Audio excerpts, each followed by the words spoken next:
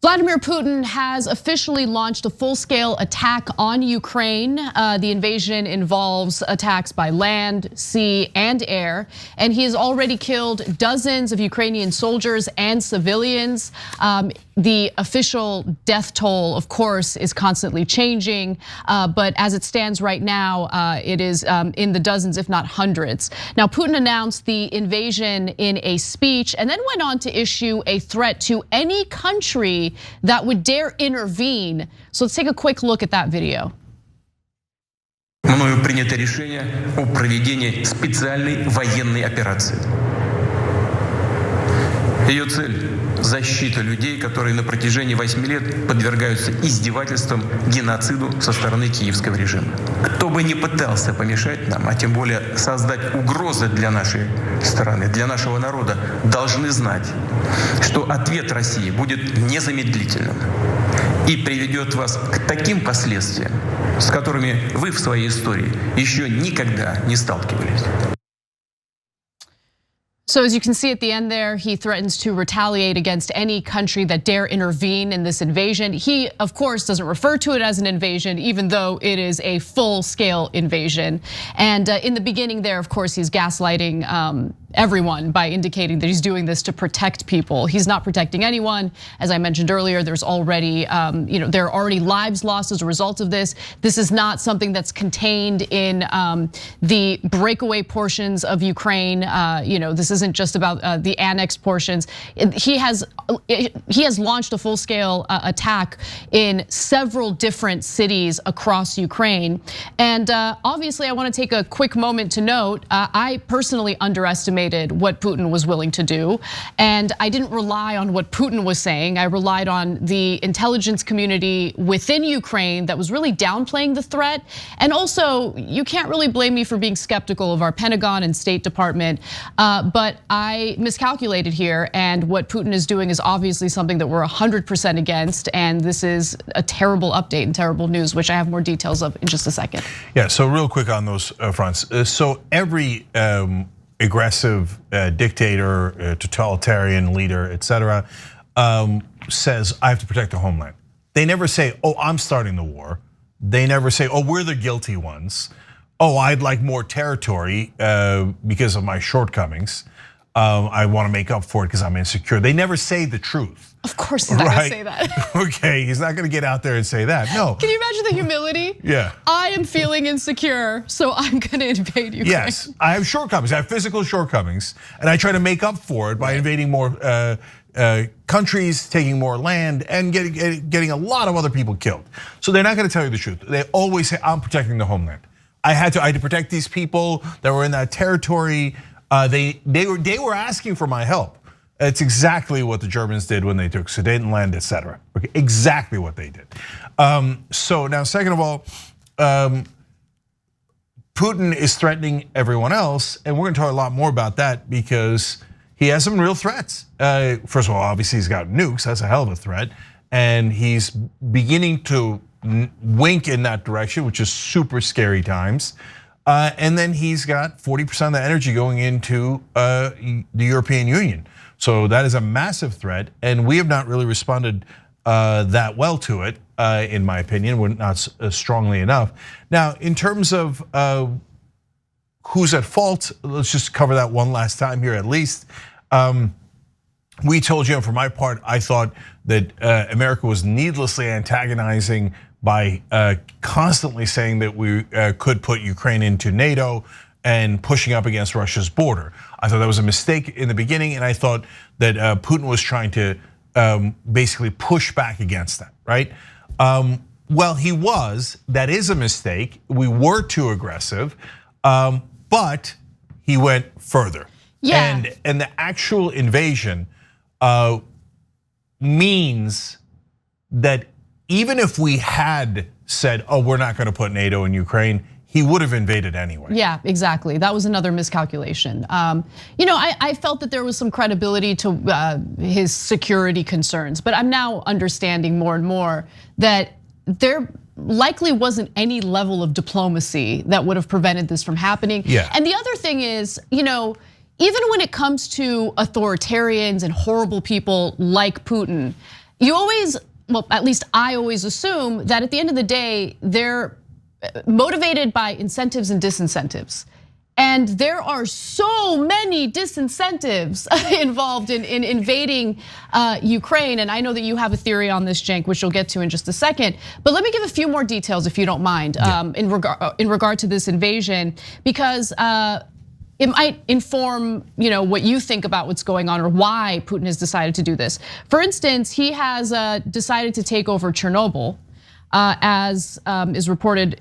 It was reported earlier today. The Ukrainian advisor to the Ukrainian president said, it is impossible to say the Chernobyl nuclear power plant is safe after a totally pointless attack by the Russians. This is one of the most serious threats in Europe today. And some Russian military massed in the Chernobyl exclusion zone before crossing into Ukraine early on Thursday. A Russian security source said, Russia wants to control the Chernobyl nuclear reactor to signal NATO not to interfere militarily, the same source said. So that's relevant because, as you guys can recall from the video we showed you, Putin issues this threat, and having control over Chernobyl means that, he could use that to essentially threaten all of Europe if he manages to break like the concrete containment that's been built around the nuclear reactor, which is meant to protect people from radiation and all of that. Well, he could cause actual damage and harm to people. Like, that is a serious threat, and he's doing this to kind of amass some leverage. Yeah. So look, I think that it's fair to say at this point that American intelligence was right. I think we were very right to question it. It has earned questioning. Besides which, you should always question the government. That's the job of reporters. And the whole world is right to be skeptical of it after Iraq and so many other failures of US intelligence, which were largely on purpose. But in this case, now looking back at it, it looks like they were right. The Russians did amass 190,000 troops. They were intending to invade all along. And I'm now absolutely convinced based on the facts. And so if people say, hey, wait a minute, are you pro-Russia or anti-Russia, pro-America or anti-America? That's nonsense talk. The question is who's right and wrong based on the actual facts on the ground. And so the American intelligence said that Russia was going to invade almost no matter what. And basically that's what happened. And now guys, why do I say that? Because if they were just worried about Ukraine being in NATO, they could have taken so much less severe, drastic actions. Then you could have continued the negotiations and he could have gotten the result that he was looking for. The French were already headed in that direction. They likely were going to give him the result that he was looking for if that was his real aim.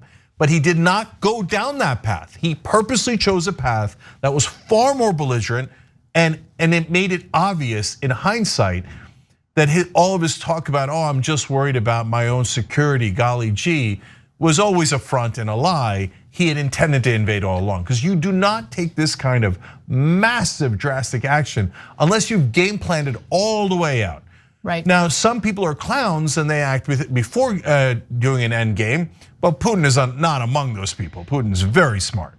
Yeah, and let me also add that in recent days, Vladimir Zelensky made it clear that he was going to drop any intentions in joining NATO. He referred to it as a dream, like it's probably best that we don't do this. I'm paraphrasing. Joining NATO is a dream, And so it didn't. That made it clear to me in retrospect that this wasn't really about Ukraine joining NATO. And so, what is the real intention here? So, one more graphic, and then I want to go to your theory, Cenk. Now, the New York Times reported this: while the ultimate goal of President Vladimir Putin and his generals remained unclear, American officials assessed that the end game was likely the decapitation of Ukraine's government and the replacement of its president, Vladimir Zelensky, with a Russian-controlled puppet regime. And so it's kind of being thought of as Russia's way of trying to rebuild like that Soviet bloc. And I just felt like, again, the economic interests that Russia may have really run counter to that. But Cenk, you have a theory that kind of goes against my thought. So what is it? Yeah, so Putin's playing chess, and he's playing a very dangerous game, not just for the whole world, obviously specifically for Ukraine, but he's playing a dangerous game for himself because he's pushing all in here.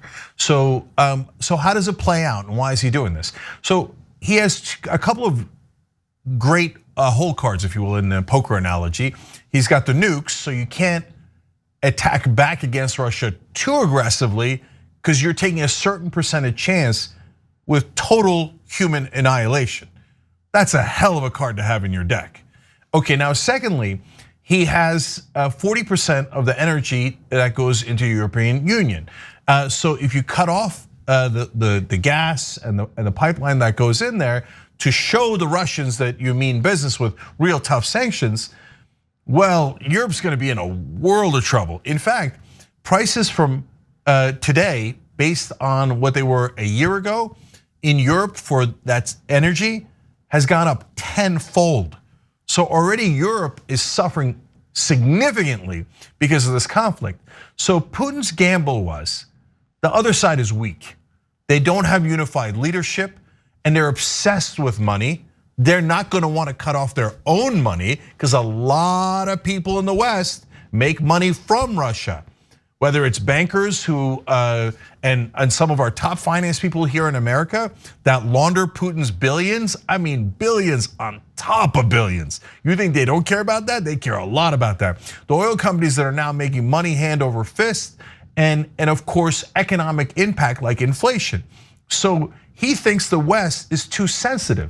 They're gonna be too worried about the stock market and their inflation and the money that they're making, the very, very rich people in America and Europe are making off of Russia. And so they're not gonna wanna be too aggressive. So now if he pushes them around, takes Ukraine, now he knows his own country is gonna get hurt, but he's figuring that the sanctions are gonna be weak. And so far, he's been right. The sanctions have been relatively weak for all the reasons that I just explained. So he thinks I can withstand those sanctions, and then once I have Ukraine, well, it's already over. What are you gonna do? Invade back to take Ukraine? What are you gonna do? Cut off Europe's oil supply for how many years? You're not gonna do that. I'm gonna take Ukraine, then things are gonna normalize, and then we're gonna go back to business as usual. And then once I've taken Ukraine, I know I can take whatever I want and you're not gonna do anything about it. Now, if it goes south on him, what would happen is his economy is hurt so badly. If we did really tough sanctions, the oligarchs get their money cut off, then they're mad. And if that lasts long enough and they're in enough pain, not the Russian people, he doesn't care about them at all, but his power base, which is the oligarchs in Russia, and they turn around and go, Vlad, it's enough. This is too much pain and it's not worth taking, especially if he gets bogged down in Ukraine militarily. So that's the gamble. But as I lay it out for you, you begin to realize it's not that bad a gamble for Putin. If he loses, he could lose everything because he can get pushed out in his own country by the other power centers, the other wealthy people in Russia. But he figures he's got his bases covered, and I'm starting to worry that he's right. Thanks for watching The Young Turks, really appreciate it. Another way to show support is through YouTube memberships. You'll get to interact with us more. There's live chat emojis, badges. You've got emojis of me, Anna, John, JR. So those are super fun. But you also get playback of our exclusive member-only shows and specials right after they air. So all of that, all you gotta do is click that join button right underneath the video. Thank you.